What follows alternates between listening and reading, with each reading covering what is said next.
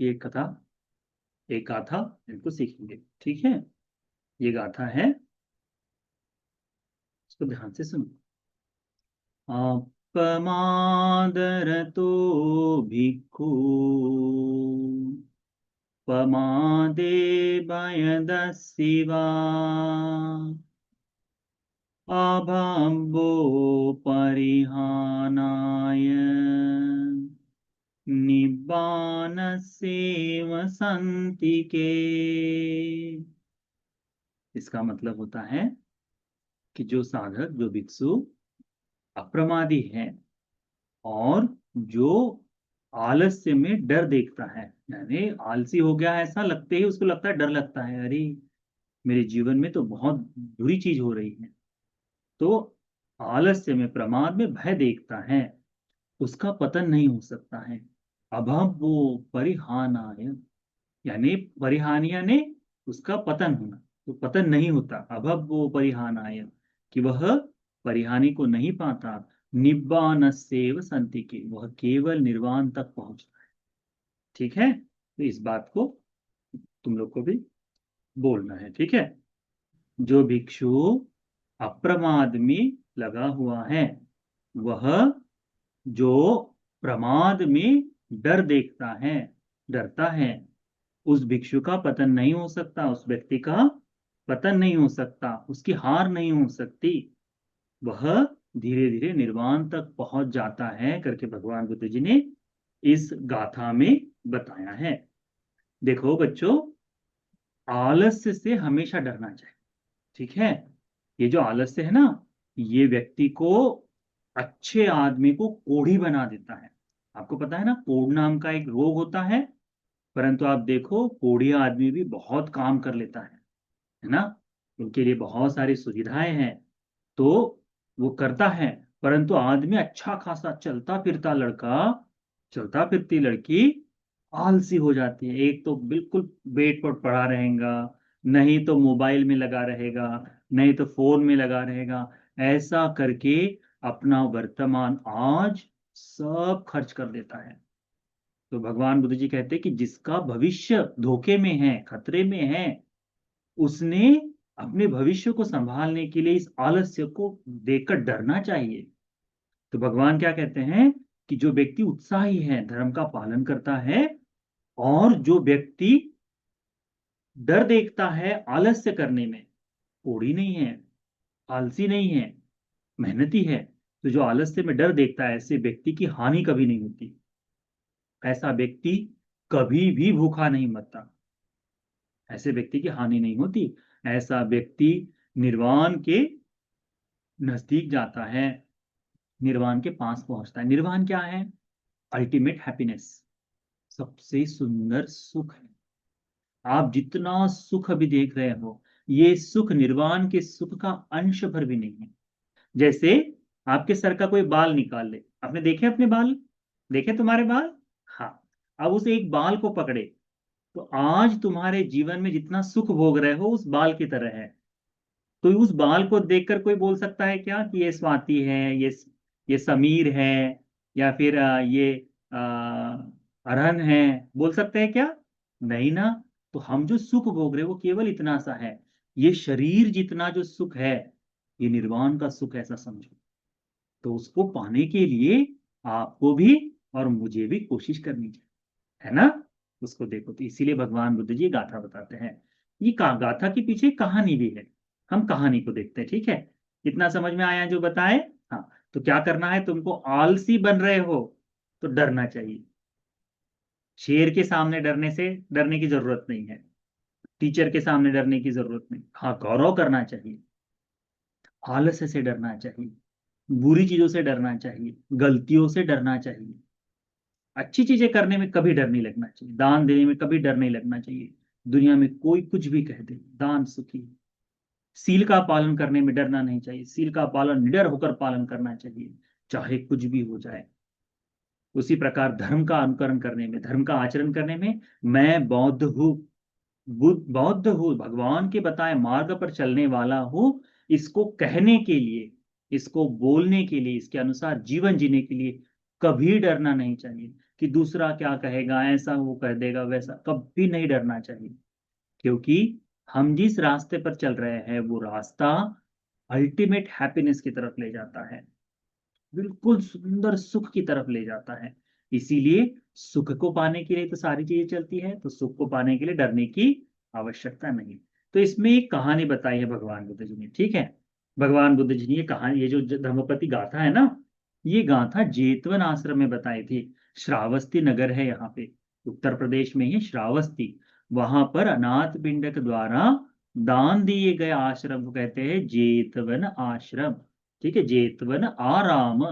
आराम का मतलब होता है आश्रम, ठीक है। तो पाली में आरामे कहते हैं तो आश्रम का मतलब होता है जेतवन आराम, जेतवन आश्रम। तो जेतवन आराम में भगवान बुद्ध जी साधना कर रहे थे। तब निगमवासी नाम के तिस्स भिक्षु को देखकर, ये कथा भगवान ने, ये गाथा भगवान ने कही थी। तो श्रावस्ती के नजदीक में एक छोटा सा गांव था। अब श्रावस्ती बड़ा शहर हो गया।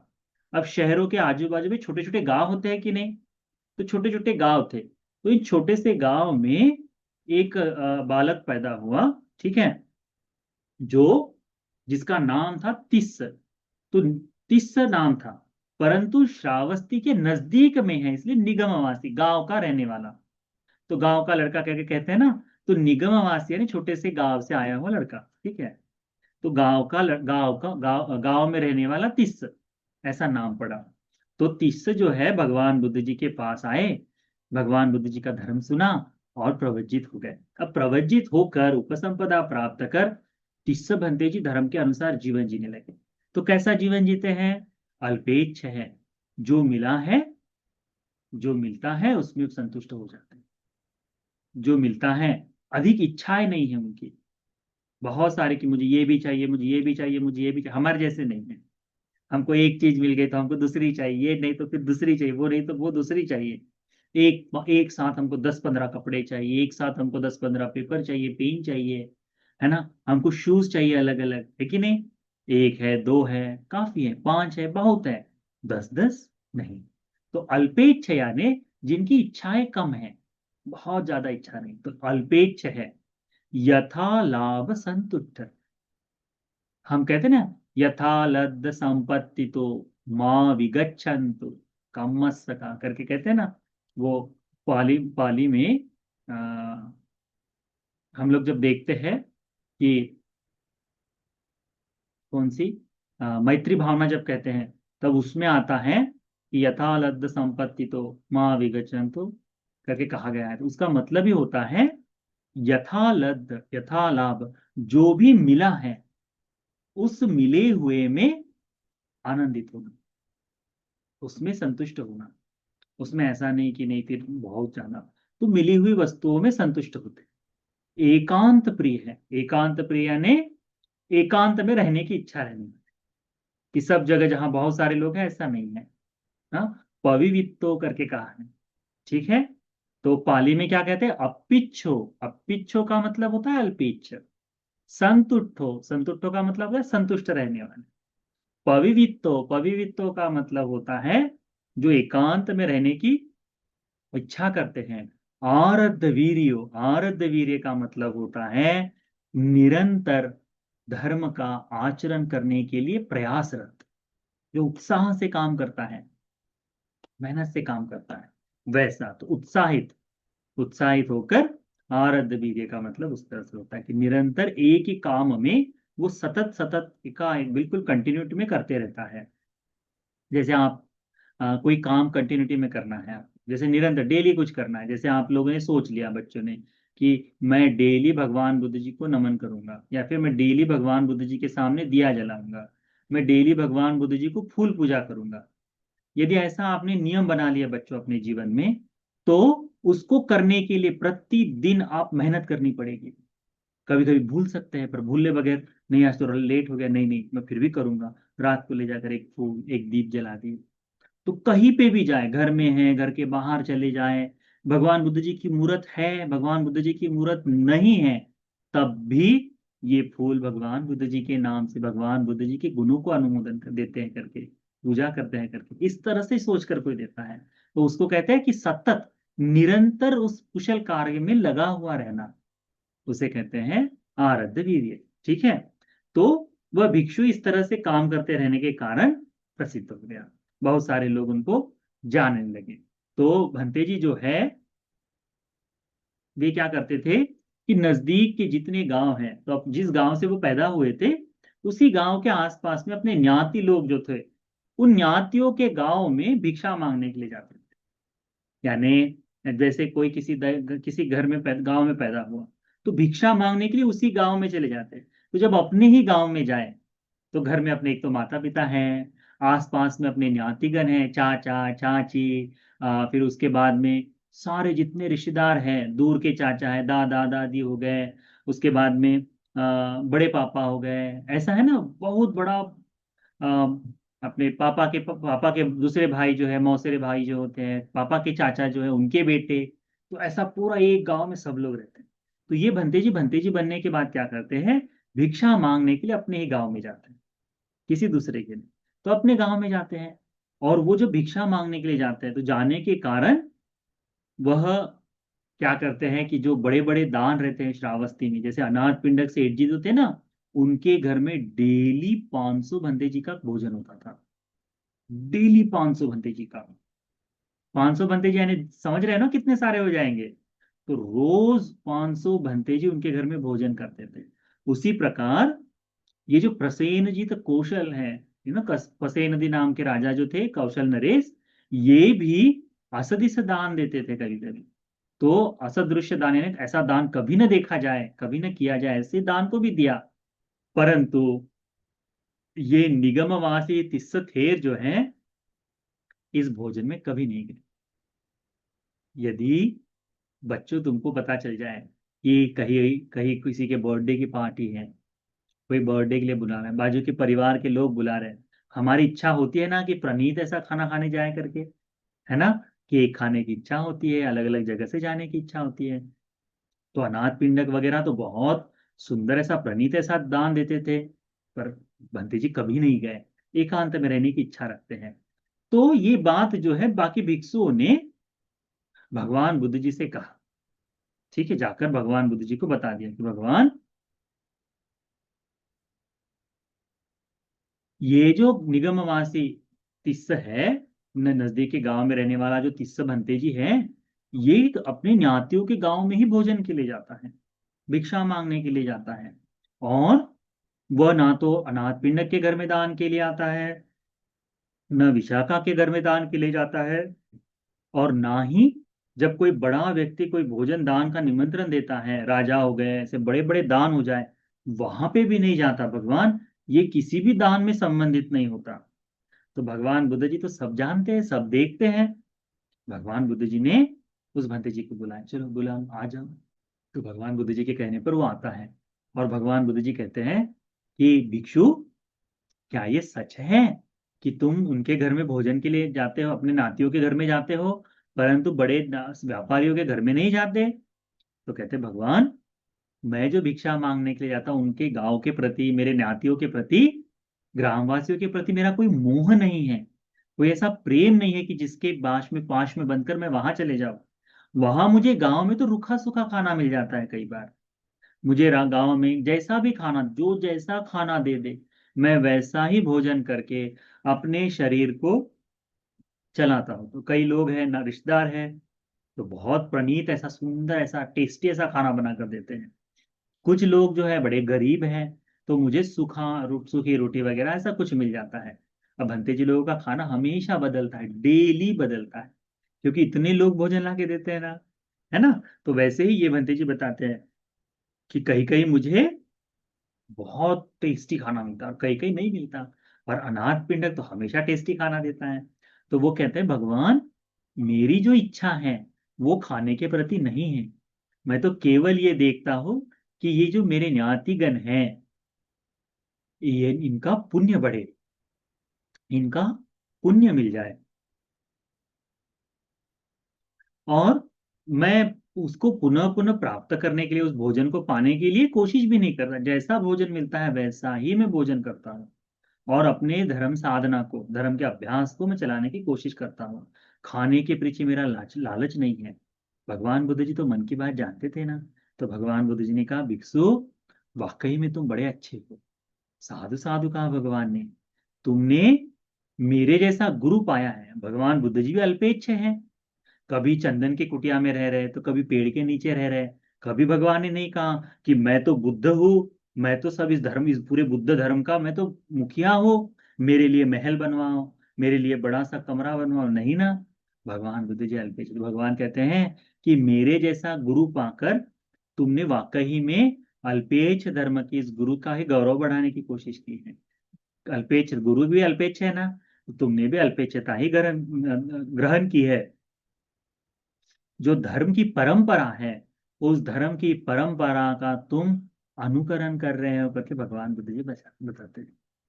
तो इसी तरह से भगवान बुद्ध जी उस भिक्षु की प्रशंसा करते हैं। और फिर अतीत की एक छोटी सी कहानी बताते हैं भगवान, कि अतीत में एक गुलर के वृक्ष का पेड़ था, जहां पर एक तोता रहता था। तो अनेक तोतों में से एक तोता जो है, उस वृक्ष पर रहकर उस वृक्ष पर लगने वाले जितने फल हैं केवल उनको खाकर रहता था।